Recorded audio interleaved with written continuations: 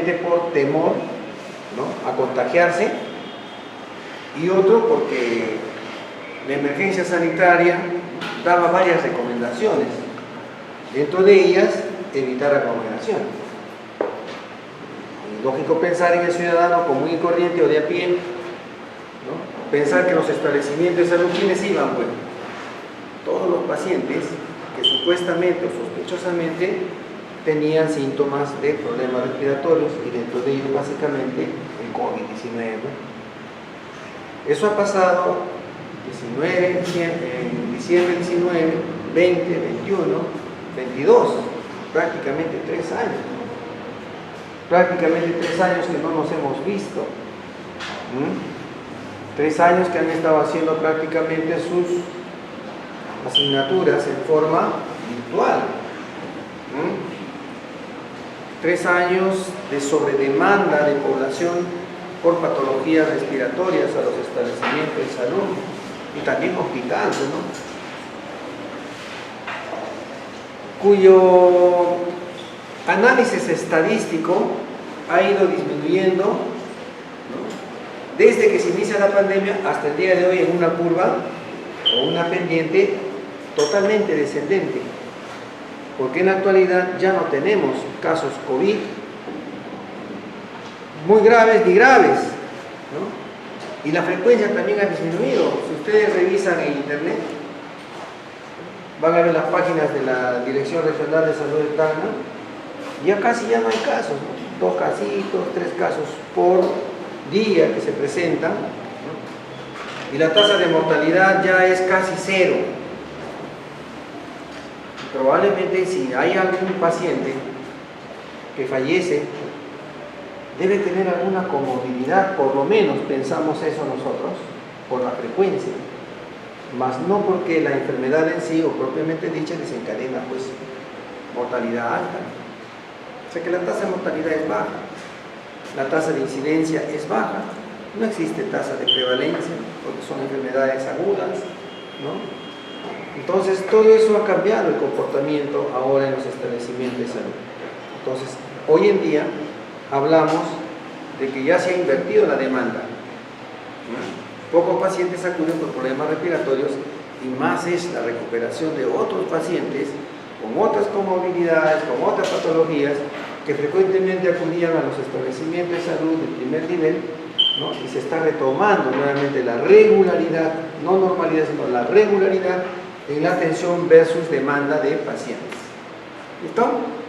Entonces, cuando ustedes vayan a hacer sus prácticas en sus establecimientos de salud, ¿no?, van a estar con sus docentes, ¿no?, estoy pensando ponerles o colocarles en práctica que revisen directivas, una sola directiva normal, normativa o sanitaria en relación al COVID-19, que todavía hay que conocerlo un poquito más, ¿no? Y probablemente si es que el docente está atendiendo, ¿no?, y hay pacientes respiratorios, que creo que no, podrían ustedes ahí examinar. ¿Por qué les digo que no?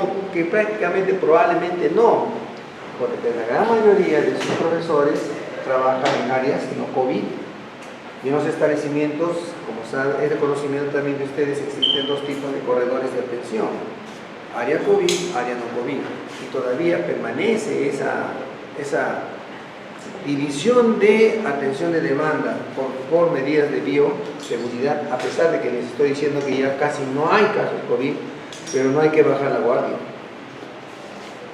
Entonces, si el docente de práctica le toca área COVID, formidable, porque van a tener ahí oportunidad, ¿no?, de examinar de repente, ¿no?, bien protegidos. Ya eso ya depende del docente. O de repente puede decir, no, yo no quiero exponer a mis alumnos, vámonos a otra área, y harán la parte analítica, descriptiva del trabajo que se les va a enviar en la práctica, ¿sí?, que es lectura de una norma sanitaria, y comentarios, discusiones, conclusiones que puedan ustedes realizar con el profesor en los respectivos centros de prácticas. Entonces, muy bien, eso como una breve introducción. Ahora vamos a ver el tema en sí. Primero analizando algunos datos estadísticos que manejan tanto la Organización Mundial de la Salud, el Ministerio de Salud, que pues son concordantes, porque los problemas respiratorios no solamente son de mayor incidencia o frecuencia en algunas regiones o en algunos países, sino es a nivel mundial, ¿no? Entonces, a nivel mundial, y más aún en los países en desarrollo, los países latinoamericanos, sudamericanos, ¿no? Se cumple esta... Mira, sí se nota, ¿no? ¿Lee? Sí, ¿no? Entonces, se cumple esta frecuencia epidemiológica o estadística de las infecciones respiratorias agudas. Según la OPS,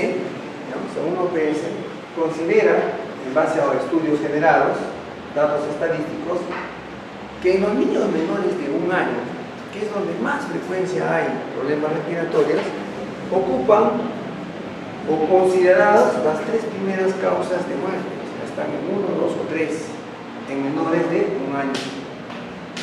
Entonces es alta, ¿verdad? Ahora, hay regiones en las cuales es la primera causa, países subdesarrollados, regiones en vías de desarrollo, donde hay problemas sanitarios, baja cultura sanitaria. En los niños de 1 a 4 años, según la OMS, constituyen o están entre las 2 primeras causas de muerte. Entonces se va agravando un poquito más, ¿no? ¿Y por qué será que en los menores de 1 año es menos? O sea, hay un margen más de una edad más, 1 año más, un año etario más. Porque hoy en día se incide bastante a nivel mundial sobre la lactancia materna, ¿verdad? O sea, el niño está más protegido aparentemente en esa edad. Pero cuando empieza ya a destetarse, cuando empieza la alimentación suplementaria, pasa esto. Ya no tienen ese factor inmunológico protector. Entonces, a raíz de eso, probablemente se hace más grave y más frecuente la tasa de mortalidad en niños a mayor grupo etario. Y en niños menores de 5 años constituyen el 30%, ¿no?, del total de defunciones anuales. Imagínense. Si analizamos esto comparativamente con otras patologías, van a ver pues que es abismal la diferencia. Hasta con el cáncer, que está de moda también ahora en los grupos etarios más altos. Entonces, por estas razones, dado que la incidencia de las infecciones respiratorias son más en niños, y también, como vamos a ver posteriormente, más en adultos mayores, es de que recae una gran importancia lo que es promoción y prevención de la salud. ¿Ya? Promoción y prevención de la salud, para bajar estos índices. Como van a ver también algunos datos que vamos a mostrar, los más resaltantes he tratado de sacarlos para que pueda impactar la idea cómo se maneja este problema. Entonces, en niños, ¿no?, menores de 1 año, 3 primeras causas, de 1 a 4 años, 2 primeras causas, y en menores de 5 años, 30% de la población, ¿no?, muere por problemas respiratorios en general. ¿Cuál es la principal complicación de los problemas respiratorios? Son las neumonías. El niño no muere por problemas respiratorios simples, altos o bajos, muere por la complicación, es decir, por la neumonía. ¿Y cómo se llega a este problema? Cuando no ha sido debidamente tratado oportunamente, o no ha tenido todas las medidas de promoción y prevención que debe conocer no solamente el que estudia medicina o el que es médico o el profesional de la salud, sino en la misma comunidad, la misma familia. Entonces, si no se trabaja en equipo, conjuntamente todos, con participación multidisciplinaria, multisectorial, no vamos a poder disminuir esto, siendo algo fácil para prevenirla. En la población general, o sea, el total de pobladores, independientemente del grupo etario, ocupa el primer lugar. ¿Ya? Entonces, la neumonía, ¿no?, es la principal causa de muerte en toda la población general, de todas las patologías. Por lo tanto, también nos vuelve a afirmar que se trata pues de un problema de salud pública. encontré un estudio comparativo 2018-2017 que evaluaba estrategias de intervención para disminuir los índices de mortalidad por IRA, especialmente neumonía. ¿Y qué se encuentra? Aquí viene el tema, que en menores de 5 años hubo una disminución, ¿no?, del 9.8% de casos. O sea que estratégicamente estábamos bien, ¿no es cierto? Estábamos bien, antes de la pandemia. Porque después de la pandemia, olvídate, esto ya fue una alarma, pues, ¿no? O sea, los problemas respiratorios son uno de uno. En la época de pandemia. Estamos hablando antes de pandemia. En los mayores de 60 años, bajamos la guardia. Lo que más nos preocupamos, ¿no?, en niños, en MINSA, en niños, y como que dejamos un poquito a los adultos mayores. Cuando estudios han demostrado que en los dos extremos hay mayor incidencia de casos de IRA. Entonces, ¿qué pasó? Que en los mayores de 60 años se habían incrementado en un 17%. 17% de casos de neumonía. Por lo tanto, debe haber habido, si hay más estudios, mayor tasa de mortalidad en adultos mayores que en niños. ¿Está bueno? ¿Qué más? Se hizo un estudio de vigilancia epidemiológica, porque ahora hay una dirección de vigilancia epidemiológica que ha tomado bastante importancia para hacer el monitoreo y seguimiento de todos los problemas infecciosos y no infecciosos, ¿ya?, transmisibles o no transmisibles. Y hay equipos especializados que hacen este seguimiento. Y para los casos de neumonía se hizo la vigilancia centinela, ¿no?, por este problema, ¿no?, del virus respiratorio. Y según esta vigilancia, ¿cuál es la predominancia que se encontró? Que en todas las edades el agente etiológico de mayor predominancia era el H1N1 influenza. H1N1. Y en menores de 2 años, el mayor factor etiológico se lo debe al virus sincicial respiratorio, sincitial respiratorio. ¿Ah? Ambos virus, pero diferentes, ¿se dan cuenta? O sea, hay mayor predominancia. Eso no quiere decir tampoco que los adultos, ¿no?, o de todas las edades predomina este y es solamente ese. No, puede haber también el otro, sino que hay mayor predominancia, ¿ya?, mayor frecuencia de presentación de ese factor etiológico en esta diferencia de grupos etarios. ¿Y quiénes eran los más vulnerables, o sea, los más susceptibles de padecer esta enfermedad? Los mayores de 60 años. Y en ese estudio, ¿no?, Centinela, vieron de que probablemente tenía mayor relación porque el virus H1N1 era el de mayor, ¿no?, presentación en las comunidades. Y como se había bajado la guardia, como vimos anteriormente, ¿no?, probablemente eso ha influido para que aumente ese porcentaje, pues, de 17% de neumonía. Eso es lo más básico que ustedes deben conocer como datos estadísticos. Hay más, pero son casi relativamente similares, porque el comportamiento es similar. Desde el punto de vista etiológico, todos los pacientes que acuden a los establecimientos de salud, pandemia, no pandemia, son producidos por virus, la mayor parte. Y nosotros sabemos, como estudiantes de medicina, de que no existe tratamiento etiológico antiviral para los problemas respiratorios. ¿No es cierto? Los virus no tienen tratamiento antibacteriano, no se tratan con antibióticos, antimicrobianos, le llaman otros, no. Por lo tanto, moralejas, si quisiéramos terminar la clase, diríamos que más del 80%, o en promedio un 80%, no necesita tratamiento antibiótico, pero si revisamos las historias clínicas en los establecimientos de salud, estoy hablando en términos general, vamos a ver que los médicos, muchos de nosotros colegas, tenemos temor a las complicaciones, ¿no?, y nos metemos en la mente, no se nos vaya a complicar, o de repente puede ser una bacteriana, si no tengo bien definidos los síntomas y signos clínicos que me orienten a si es un problema infeccioso bacteriano o no infeccioso bacteriano. Y les metemos antibióticos cuando le estamos haciendo más daño. ¿No ven? Más daño. Entonces, ustedes El reto es de que ustedes profundicen más para poder determinar si es un caso clínico de cualquier ira, diferenciarla si es viral o bacteriana, pensando en que la mayor incidencia de casos de problemas respiratorios son virales. ¿Ya? Entonces, por eso es que en el factor etiológico hemos puesto este tipo de virus y bacterias que son más frecuentes.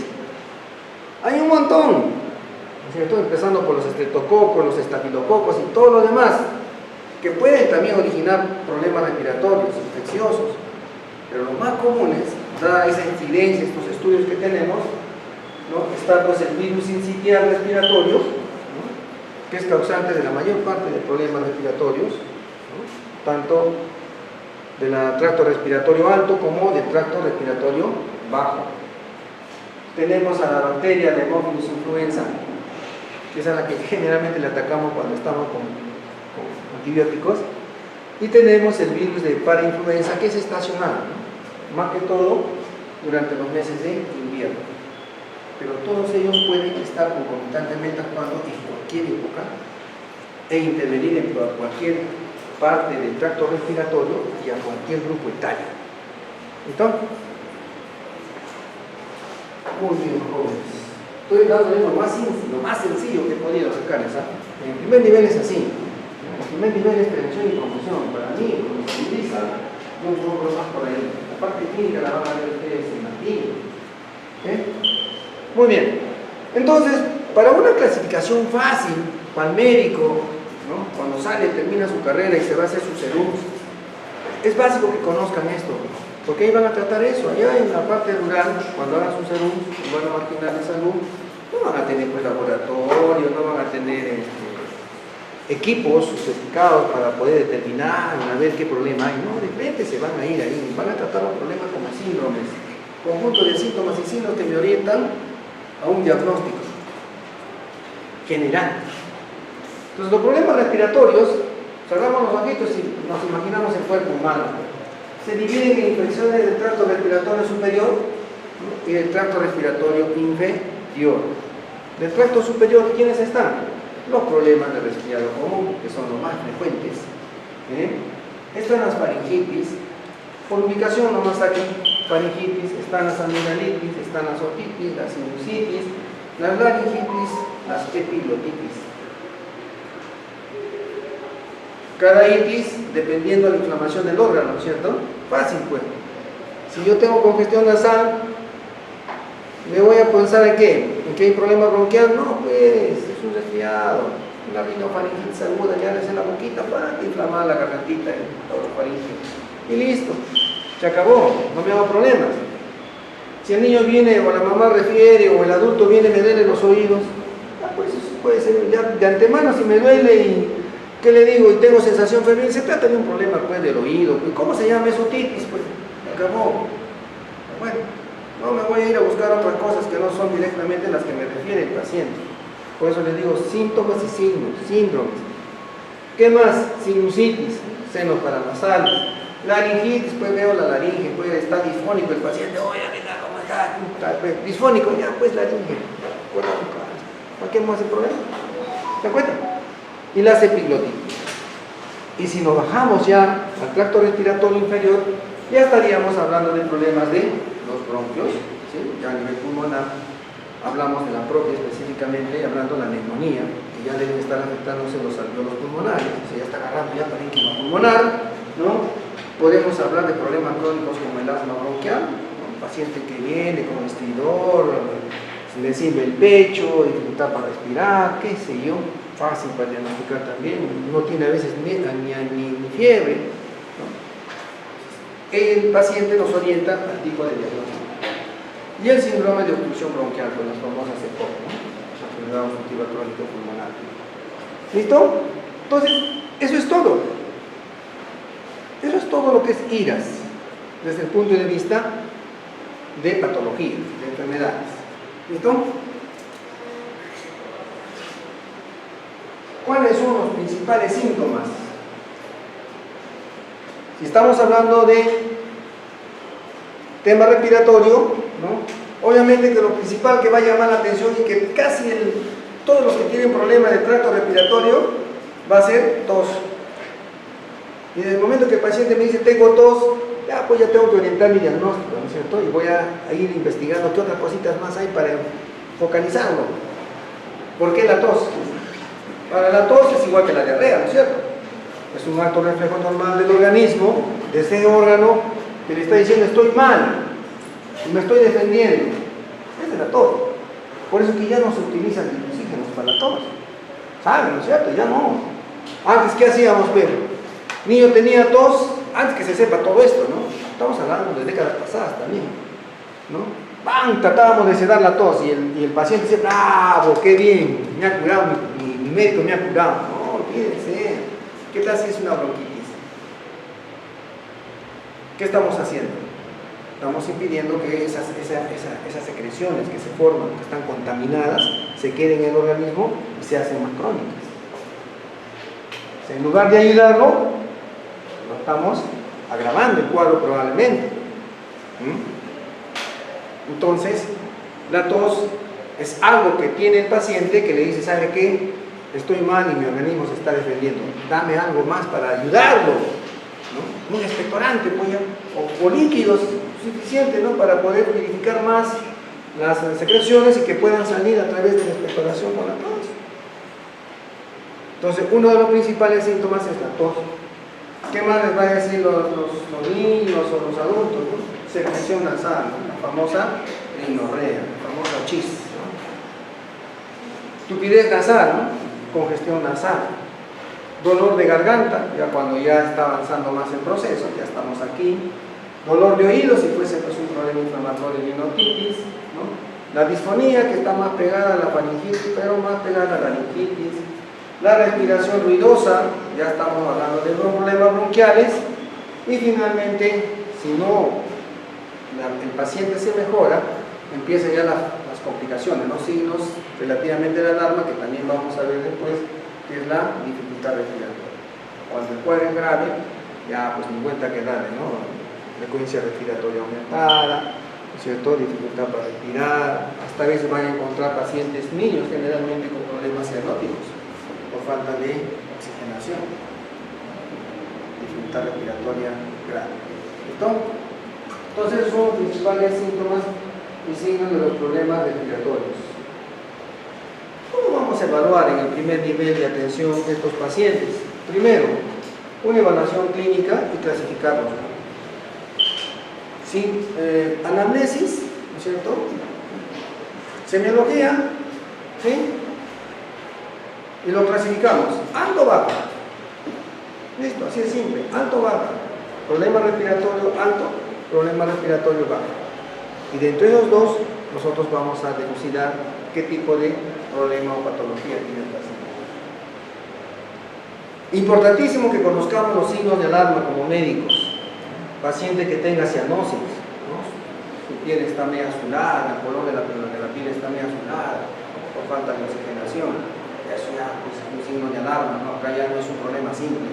Probablemente con eso ya tendría que referirlo antes de pedir, como vamos a ver también después, ¿ya? Porque hay que respetar los niveles de atención. Para eso hay primero, segundo, tercer nivel. Hay establecimientos según el primer nivel con categorías 1.1, 1.2, 1.3, 1.4. Hay que saber eso para manejar bien el sistema de referencia y contrarreferencia cuando haya signos de alarma o complicación de los problemas respiratorios. No queremos que se llegue a una neumonía. ¿Por qué? Porque, wow, la tasa es alta, se me puede morir el paciente.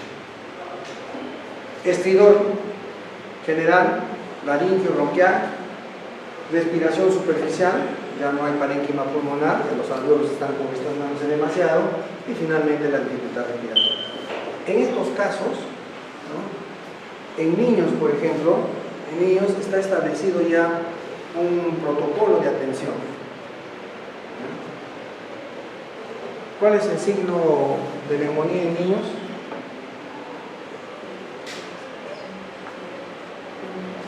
Le van a preguntar a sus profesores, ¿eh?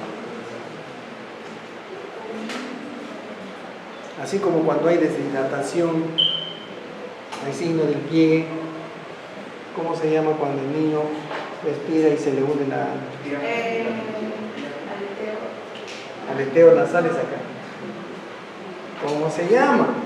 Si no saben eso, ¿no? Han hecho semiología, ¿no es cierto? ¿Ya han hecho semiología? Triaje, pues. Tiraje subcostal. Tiraje subcostal. Cuando respira el niño y se hunde entre costillita y costillita, se ve el hundimiento, ¿no es cierto? Cuando hay eso, ojo cerrado, no se queden con su paciente, refieran al hospital, porque sin radiografía yo les apuesto que un 95% para arriba es neumonía. Y si es basal, cantadito. Cantadito. Y si quieren más todavía, ponen el estetoscopio y encuentran crépitos, se acabó. Neumonía, sin radiografía, sin nada. Referencia hospital, ¿por qué? Porque las neumonías se tratan en hospital porque el paciente requiere hospitalización. ¿Listo? Muy bien. Entonces, importantísimo conocer estos signos de alarma para tener presente bien la referencia del paciente cuando los casos se complican. ¿Qué más vamos a hacer? Ese paciente que llega a su consulta, no solamente tiene que, si es niño, se tiene que educar al acompañante, y si es adulto, al mismo paciente, ¿no? Entonces ese paciente tiene que ir con indicaciones, con conocimiento, ¿no?, del problema que tiene el paciente. Y una vez, si yo lo trato al paciente, vamos a decir que se trate de una bronquitis aguda, que es común, ¿no? Y generalmente se hacen los controles cada 48 horas, ¿ya? No se olviden. Lo regular es cada 48 horas. Ahora, escapa esa regla la gravedad del problema por el cual viene el paciente, ¿no? Si es una bronquitis aguda bien evidente, con compromiso que probablemente se me pueda complicar, 24 horas, ¿no? Monitoreo 24 horas, cita control 24 horas, le explico a la mamá o al mismo paciente si es adulto. Y si es una patología regular que ustedes piensan que con tratamiento que le están dando se va a mejorar, 48 horas para saber cómo está. Generalmente, como son problemas respiratorios simples, no regresan. ¿Para qué voy si ya estoy bien? Pues ¿qué es lo que tiene que hacer el trabajador en el primer nivel? Al toque, pasa la voz a la enfermera que no ha venido ese paciente para que le haga seguimiento domiciliario. Eso es prevención. Eso es lo que tiene que hacer el personal de salud en el establecimiento. No lo va a hacer el médico, salvo que sea un problema grave. Pero ustedes tienen que coordinar para que ese paciente pueda, ¿no?, ser monitoreado con el personal que cuenta el establecimiento. En este caso, una enfermera. Mínimo una enfermera. ¿Ya?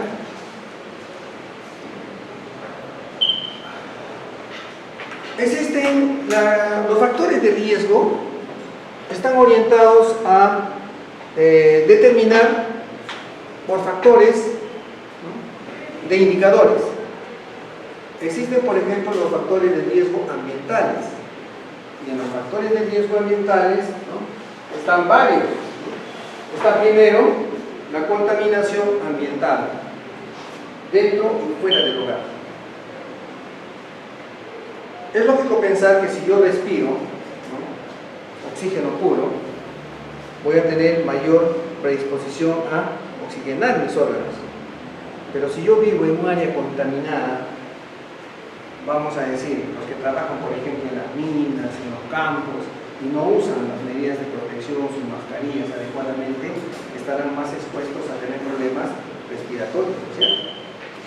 Probablemente no infecciosos, pero sí condicionan a problemas respiratorios infecciosos. O sea, actúan como factores predisponentes a problemas respiratorios. Entonces, desde el punto de vista medioambiental, entonces evitar, ¿no?, residir o vivir en un ambiente contaminado, ¿no?, o en su defecto usar las medidas de protección que se requieren. ¿Qué más? Más que todo como hábitos, evitar los cambios bruscos de temperatura. La higiene es muy importante, ¿no es cierto? Muy importante, pero hay que también cuidarse, porque los cambios bruscos de temperatura pueden también actuar como factores, ¿no?, desencadenantes de un problema respiratorio. Entonces, no hay que, mejor dicho, hay que recomendar de que cuando uno se hace el higiene, ¿no?, esté pues en un ambiente que no haya brusquedad de temperatura de un ambiente a otro hasta que el paciente salga. Se me ocurre, por ejemplo, ¿no?, si yo estoy en un servicio luchándome, ¿no?, y ya estamos en invierno, ¿qué haría? ¿Me ducho y me salgo al medio ambiente así, al aire libre? No, ¿no es cierto? Primero me voy a tener que secar, cambiar, adecuar la temperatura y después posteriormente salir. Porque hacen muchos otros y piensan que la parálisis facial es el producto, por ejemplo, de la exposición brusca al aire, ¿no? Ese cambio brusco también puede, ¿no es cierto?, consideran como un factor bonito, ¿no? Podría yo abrir el espacio donde estoy y tranquilamente la temperatura ambiente se va a equiparar con de afuera adentro y de dentro hacia afuera. Evitar esos cambios bruscos de temperatura. Y esto sí se cumple. ¿Por qué? Porque si se dan cuenta, cuando vienen los cambios estacionales de verano a invierno, los cuadros respiratorios aumentan. Aumenta rápido. ¿Por qué? Justamente por este problema, este factor que estamos viendo. ¿Qué más? Asistencia a lugares de concentración públicos. Esto ya lo aprendimos con el COVID-19, ¿cierto? Todo problema respiratorio se contagia a través de las vías respiratorias. Por lo tanto, si yo estoy en un concentrado, como el que estamos ahora, y hay un caso de COVID, probablemente nos infectemos todos, siempre y cuando el paciente por lo menos tosa o estornuda, ¿cierto? Porque a través de las gotitas de flúor del medio ambiente se podemos contaminar todos. Por eso es que nos dijeron a nosotros de que no debiéramos hacer clases presenciales sino virtuales, porque era un factor a considerar en esta pandemia. Que debemos conservarla así, como hábito, como costumbre, ¿sí? Por eso que al sujeto, a los compañeros, a la población se le dice, ¿no?, hay formas, ¿no?, de cuidarse o protegerse cuando uno estornuda o cuando uno tose. ¿Sabes? O ya no pañuelo ese lavable, no es cierto, ese bonito, sino el descartable, más fácil. ¿Por qué será? Porque el pañuelo que usábamos antes se queda pues acá y se mantiene húmedo, ¿no es cierto? Ahí están todos los virus, pues si fuese un problema viral. Y si yo voy nuevamente a colocarme, estoy reinfectándome, ¿no es cierto? En cambio, si es desechable, agarro y se fue. ¿Listo? ¿Qué más? Tenemos aquellos que viven en zonas hacinadas, con habitaciones hacinadas, ¿no? Lo mismo del grupal, ¿no es cierto? Mientras mayor congestión de recursos humanos haya en un ambiente, mayor probabilidad para contagiarme, siempre y cuando haya algún paciente que esté con problema respiratorio. Entonces, básico esto, ¿no?, la ventilación. Una por ese motivo y el otro porque haya mayor circulación de aire, ¿sí?, mayor circulación de aire, para que los gérmenes o microorganismos no se concentren demasiado y puedan sedimentar fácilmente y evitar estar en el medio ambiente y facilitar el contagio de algún problema respiratorio. Y aquellos que nos gusta fumar, gracias a Dios ya no se ve, ¿no?, evitar estar en contacto con los pacientes que fuman, ¿sí?, porque el pasivo está más susceptible a dañar su organismo que el que fuma, que el activo. Ya no veo eso. O sea, ya no veo ya no veo tantas personas que fuman. Antes sí me acuerdo, pero ahora ya ha bajado. Hasta en las reuniones mismos sociales ya casi nadie fuma. ¡Qué excelente! Porque el tabaquismo es el peor enemigo, no solamente de los problemas respiratorios, sino de otras enfermedades, como el cáncer. ¿Ya? Cáncer es problema respiratorio. ¿Qué otros factores hay? Los riesgos sociales, ¿cierto? Es lógico pensar que en los países latinoamericanos, como les decía al inicio de la clase, ¿no?, por su baja condición económica y social, estén más expuestos a padecer este tipo de problemas. ¿Sí? No vamos a explicar mucho este tema porque se supone, pues, no, mala alimentación, deficiente alimentación, no muy buena vivienda, malos hábitos culturales, hacen pues que los factores sean más agresivos para poder solucionar estos problemas respiratorios. También el analfabetismo por falta de conocimiento, ¿no? Es un factor. Y finalmente la dificultad para atención del paciente cuando éste recurre en busca de una atención oportuna.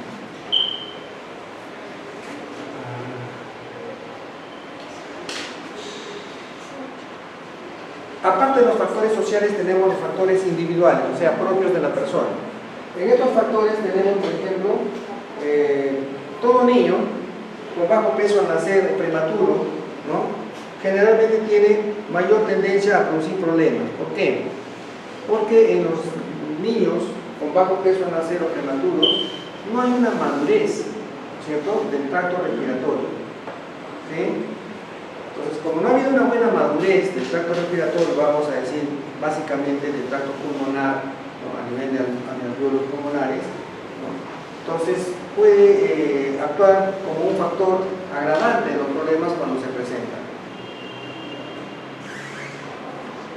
Básico, la lactancia materna exclusiva. Vamos a referirlo también cuando veamos recomendaciones que se van a dar.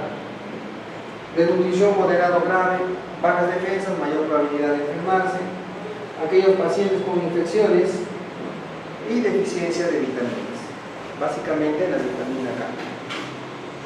Otro tipo de factores, factor de riesgos sociales, ¿no? Ya lo dijimos en la anterior diapositiva. Y nos vamos a lo que es nuestro, la prevención. Entonces, en la prevención no existe mejor éxito de medidas de prevención si nosotros tratamos bajo tres aspectos los problemas de salud pública: a nivel individual, familiar y comunitario. A nivel individual, directamente con el paciente, explicándole los temas relacionados a cómo debe, ¿no?, prevenir problemas de salud por esta patología que estamos tocando. A nivel familiar, ¿no?, orientando a los acompañantes, haciendo las visitas domiciliarias en nuestras comunidades con los que viven en la casa, porque la visita familiar de seguimiento, monitoreo, no se le hace solamente al paciente, sino también a la familia.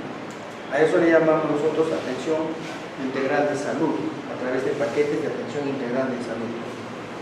Y a la comunidad, ¿no?, puedo yo utilizar estrategias, ¿no?, a través de charlas, me reúno con los que más necesitan este tipo de orientación, ¿no?, las organizaciones sociales de base, por ejemplo, los comedores populares, comités de vaso de leche, ¿no?, los UNAMAS, que están de moda también ahora, antes era PRONAFRE, ¿no? Entonces, todas estas organizaciones sociales no formales o formales nos permiten a nosotros tenerlos como estrategia para poderlos orientar en relación a estas medidas de prevención.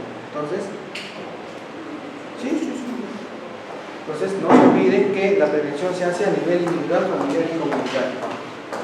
Ahora, eso no solamente va solo, sino también tiene que ser con participación de aquellas autoridades que toman decisiones hoy en día, como es el gobierno nacional, regional y local.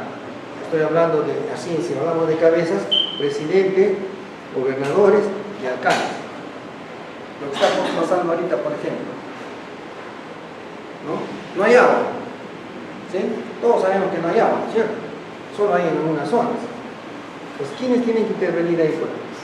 Todos pueden, los gobiernos regionales y locales. Es responsabilidad de ellos, como que lo fue el COVID. El COVID no lo hubiéramos combatido, no lo hubiéramos hecho frente, si no actuábamos multidisciplinariamente y multisectorialmente. Gracias a la buena intervención y participación del Ministerio de Salud, que sacó una directiva sanitaria nacional para poder abordar este tipo de problemas, no solamente el personal de salud o los que laboran en salud o el Ministerio de Salud, sino que también se le dio responsabilidades al mismo gobierno, ¿sí?, a los gobernadores y a los alcaldes. ¿De dónde nacen, pues, las famosas campañas que hacíamos nosotros de atención? ¿De dónde nacen las plantas de tratamiento, plantas de oxígeno? ¿De dónde salen los medicamentos que en ese entonces supuestamente dijeron que era para disminuir el COVID, cuando está demostrado que no era para nada? Así es, era nuevo, era novedoso, ¿no? Y había que iniciar estrategias utilizadas no solamente a nivel nacional, sino internacional, que estaban dando fruto relativamente, pero había que hacerlo. Y no me dejará mentir, yo he sido director de la red de salud en el año 21, justo cuando empezamos la campaña de inmunizaciones, que fue una pandemia, un problemón, con denuncias, sin denuncias, de todo, pero había que tomar decisiones oportunas. El Estado nos decía que no, que solo vacunábamos a los adultos mayores y a los que tenían comorbilidad.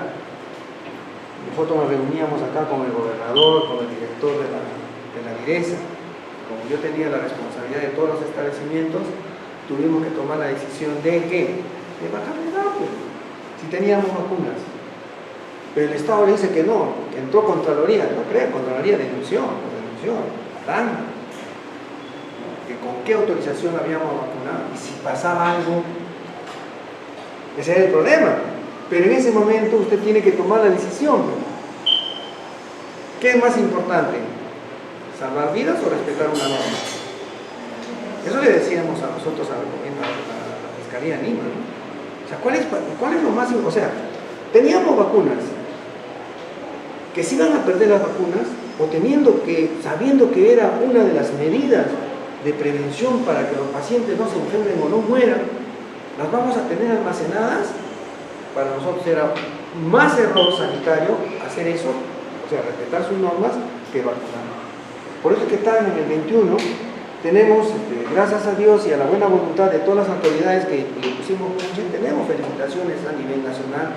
El mismo, bueno, Castillo, que es presidente, con sus malos o no malos, bueno, yo no me meto en ese tema político, pero nos vino a felicitar, nos entregó la medalla de la ciudad acá en el día del 28 de agosto del 21, en la fiesta de Cana. Entonces tomamos una buena decisión. Y todo eso, ¿no? Ahora, hoy en día, corroborado que la principal medida de protección y prevención frente al COVID eran buenas vacunas, pues, era la inmunidad de rebaño que se hablaba antes. ¿Se dan cuenta? Entonces, eso nos sacó pues ese problema. ¿Qué es más importante? ¿Vacunar? ¿O que dejar que no vacunen y que se mueran los pacientes? Pues, a veces la misma experiencia, el mismo hecho de estar en el campo, a uno le enseña a tomar decisiones prácticas, inmediatas, oportunas para salvar vidas, que es nuestro objetivo de nosotros, ¿no es cierto? Mejorar la salud y prevenirla y evitar que se mueran. ¿Se dan cuenta? Entonces, tenemos que tener siempre esa alianza, ¿ya? De todos los actores sociales. Y en el caso de ya los problemas respiratorios en forma general, la vacuna contra la influenza. Cada año, según un calendario de vacunación, que van a tener un tema específico de inmunizaciones ustedes, o si no lo han hecho, de repente la van a tener en la clase, no recuerdo bien en qué APS es. ¿No? Vacunamos anualmente a todos, particularmente a niños y adultos, que hemos visto que desde el punto de vista epidemiológico lo que están más expuestos y lo que están más relacionados con las tasas de incidencia, mortalidad y movilidad. ¿No? Generalmente la vacuna de influenza previene de las cepas AH3N2, AHNN1 y influenza tipo B. Y lo que seguimos ahora también, ¿no? Con la vacunación contra el COVID-19. Saben, con 3 dosis, ¿sí? Según calendario también, ¿no? Y la cuarta de refuerzo con la polivalente. Y el personal de salud, todos, pues mínimo 3, ¿no? A pesar de eso, les voy a contar algo. ¿Me dan 10 minutitos más? ¿Sí tienen o quieren que cortemos? No, está bien. ¿Tienen? ¿Sí? Ya, gracias. Entonces, a pesar de ello, de la importancia, miren, personal de salud, en Tacna por lo menos les puedo hablar de estadística, un 10% del personal, un 5% del personal no se vacunó, hasta ahora. Prefirió no venir a trabajar que vacunarse, porque se les metió el chip de que nos estaban controlando, ¿no? Todo lo que hablaban, por ejemplo. Entonces, como medidas de prevención ya general, aparte de haber ya identificado que son individual, familiar, colectivo, ¿no? Con las vacunas específicas, tenemos la prevención general, generalmente que le damos, para la redundancia, a las mamás, a los acompañantes de los niños. Promover la lactancia materna exclusiva, de cajón. 6 meses lactancia materna exclusiva. Así no tengas, dígale a la mamá de que en la casa las mamás, las abuelitas saben cómo es que la mamá puede aumentar la producción de volumen de leche materna. Y nosotros también, ¿no es cierto? También sabemos. Y también se les da orientaciones de prevención y promoción desde el momento que empiezan a gestar, porque ya se las va preparando a través de las hipoprofilaxis. ¿Ya? Entonces, exclusivamente lactancia materna, ¿no? La succión del pezón es lo básico, pues, porque ahí se estimula pues, la producción de leche. Y es tan simple comunicar y hablarle eso a la mamá. Después de los 6 meses, alimentación complementaria o suplementaria debidamente orientada. Las enfermeras están capacitadas para ello, la nutricionista que hay en los establecimientos también están capacitados para ello. Pero eso no significa que nosotros debamos de conocer. El médico tiene que conocer de todo, porque a ustedes los van a buscar, así sea por fregar, disculpen comillas. A veces vienen y les preguntan a ustedes, doctor o doctora, la paciente tiene tuberculosis, ¿podrá seguirle dando la cara al niño? Ah, sí, ya, si no has leído, como quieras. Siempre tienen que saber de todo, porque el personal de la salud considera al médico el erudito que sabe todo, pues. Para eso ha estudiado 10 años, o 7 años, 8 años, ¿no? Entonces debe conocer aquello que ellos regularmente, actividades que realizan en su establecimiento de salud en base a normas, que no están escritas a veces, ¿no? O que si están escritas no las rebuscan. Vigilar y corregir el estado nutricional. Todos los niños van a hacer sus controles de crecimiento y desarrollo, y eso tiene que ser sí o sí. Cumplir con el esquema nacional de vacunación. ¿Son cuántas vacunas? Pobres niños, creo que son como 17 vacunas. Imagínense, pero todo en base a un calendario, ¿no? Siguen gratis y nos siguen vacunando. Pero ¿dan resultados? Sí, ¿cierto? Sí dan resultados. No fumar cerca de los niños, ya les dije. No quemar leña, evitar la contaminación ambiental. Siempre lo básico, al niño, al adolescente, al adulto, al joven, al adulto mayor, que coman pues bastante fruta y verdura para prevenir las enfermedades infectocontagiosas y las las transmisibles. Tomar abundantes líquidos, evitar el hacinamiento y la ventilación adecuada. ¿Listo? Estamos repitiendo casi ya lo más importante. ¿Cuál es el objetivo o los objetivos de la clase y también del mensaje de este tema? Primero, reducir la mortalidad por neumonía en los niños menores de 5 años, que es la más alta, de niños menores de 5 años. Reducir el uso inadecuado de antibióticos, jóvenes, por favor. ¿Ya? No se debe dar jarabes para la tos ni para el resfrío. Denlo cuando realmente requiera. Pero por un achis, no le voy a dar pues ¿cuál es el medicamento que se le da? Dextrometorfano. Ya, para la tos dextrometorfano, ¿no? No le demos. ¿Qué más le damos? Un antihistamínico, ¿no? Generalmente le damos antihistamínico, ¿para qué? Para que disminuya el achis, ¿cierto? No, pues, solo si se requiere. Solo si hay mucha congestión, yo también doy, pero cuando haya mucha congestión, pues, y soy enemigo de darle gotitas tampoco, no doy. Los pediatras también dan, pero cada médico se forma de acuerdo a su conocimiento y de acuerdo también a la práctica que ha tenido, ¿no? O sea, eso va a enseñar o fortalecer más el conocimiento adquirido en las aulas. Está comprobado que cuando uno da antibióticos no cambia para nada el curso de la enfermedad, ni menos evita complicaciones. O sea, ese chip que tenemos para evitar no se vaya a complicar, no evita complicaciones, porque se supone pues, que no es un problema bacteriano, es un problema viral. No está indicado el uso de antimicrobianos a menos que los síntomas no mejoren más allá de 10 días. Es lógico, ¿no? ¿Por qué? A ver, si tengo un paciente que yo clínicamente en base a mis síntomas y signos lo vi como un problema de un síndrome respiratorio viral, ¿sí? y no mejora 10 días, ¿qué está pasando? Probablemente no sea una etiología, no sea un problema viral, ¿cierto? Ya tendría que tratar en un bacteriano, por lo menos que es por la frecuencia el que más se me va a pegar. Entonces ahí ya sí puedo pedir otros exámenes, como que también me puedo arriesgar ya inmediatamente antibiótico, ¿no es cierto?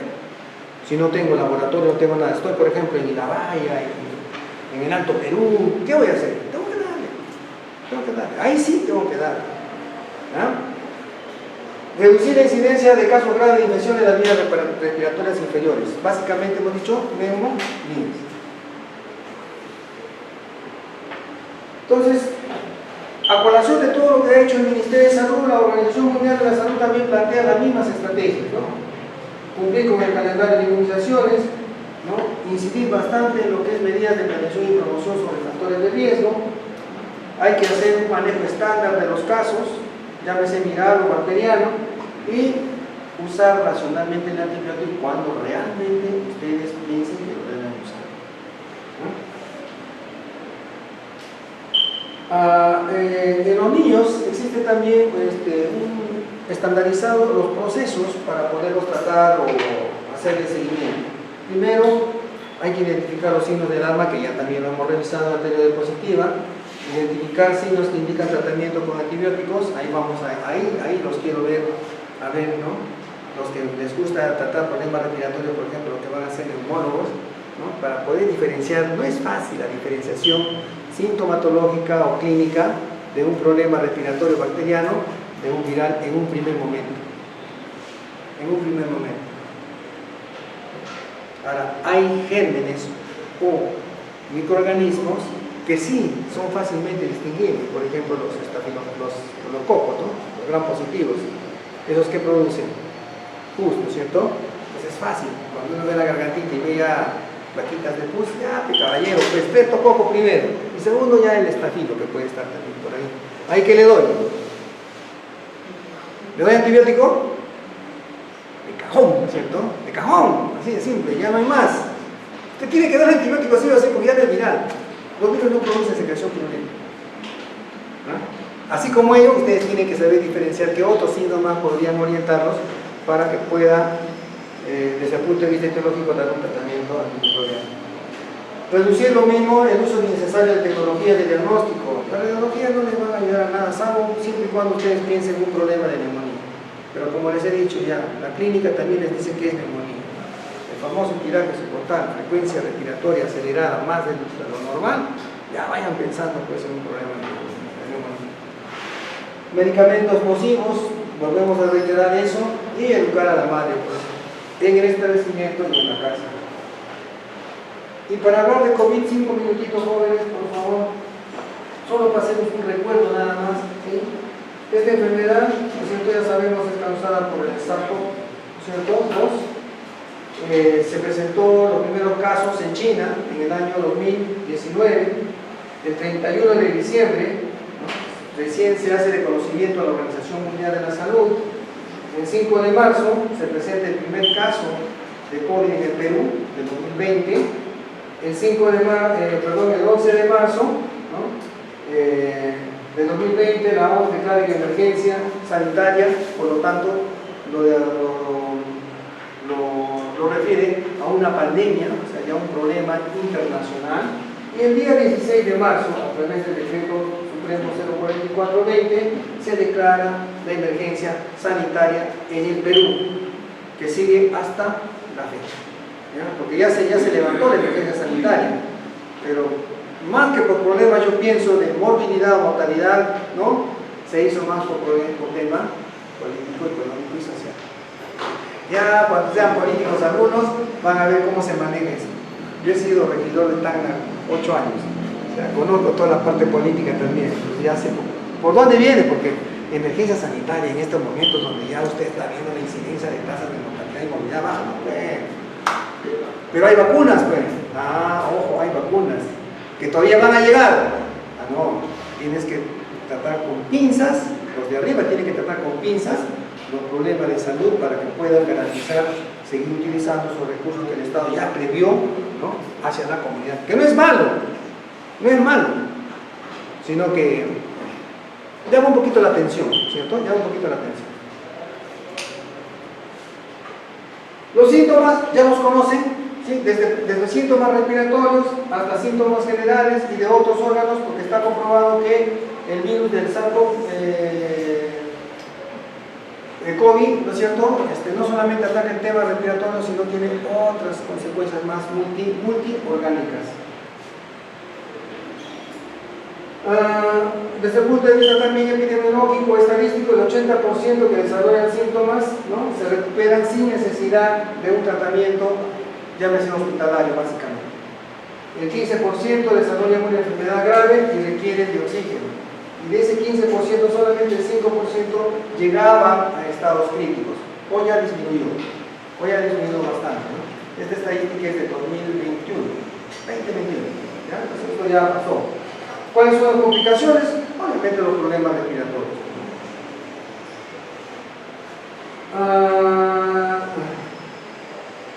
Importantísimo recordarles que aún sí, de acuerdo a todos los estudios que se han generado, ¿no?, las personas de más de 60 años y aquellos que tienen comorbilidad son los que más están expuestos a que los casos por este tipo de infección se vayan a agravar. Nosotros básicamente nos estamos refiriendo a todos aquellos pacientes que tienen problemas respiratorios, llámese fibrosis pulmonar, asma bronquial, ¿cierto? Enfermedad pulmonar crónica obstructiva, el EPOC, ¿cierto? De hipertensión pulmonar y otras enfermedades de comorbilidad básicas y generales son hipertensión arterial, obesidad, ¿qué más? Diabetes, ¿qué más? Problemas de epidemias también asociadas, no muy frecuentes, pero sí también se han visto, ¿no? Y aquellos que tienen problemas en general cardíacos, hepáticos, renales, todas aquellas comorbilidades en un paciente COVID pueden agravar el problema en este tipo de pacientes.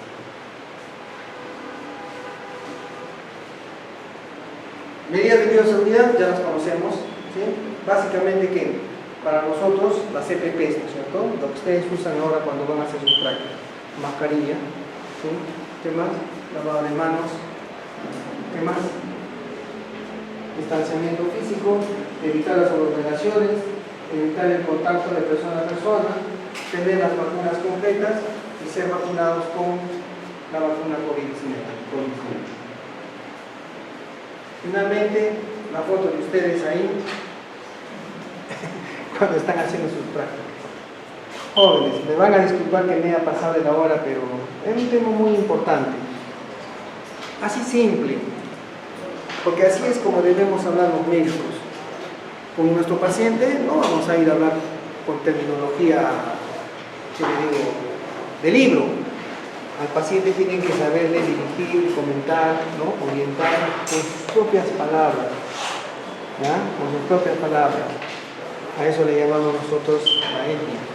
Respetar la gente, las costumbres, ¿no? Entonces, la idea y el mensaje de esta clase ha sido orientarlos para que vean la magnitud del problema en salud pública, cuáles eran las medidas básicas de prevención y promoción, cómo debemos hacer los diagnósticos en el primer nivel de atención, cómo debo actuar frente a estos casos y qué medidas de protección específica o preventivas podríamos nosotros utilizar y seguir utilizando para evitar que aumente, porque miren, a pesar de tantas estrategias, ¿ustedes creen que algún día bajaremos este problema de salud pública a que sea menor? Bien difícil. Yo digo bien difícil porque hay otros factores que no los podemos controlar, ¿verdad? Hay otros factores que no los podemos controlar. ¿Alguna pregunta, jóvenes? ¿Todo claro? Ok, nos vemos en la próxima.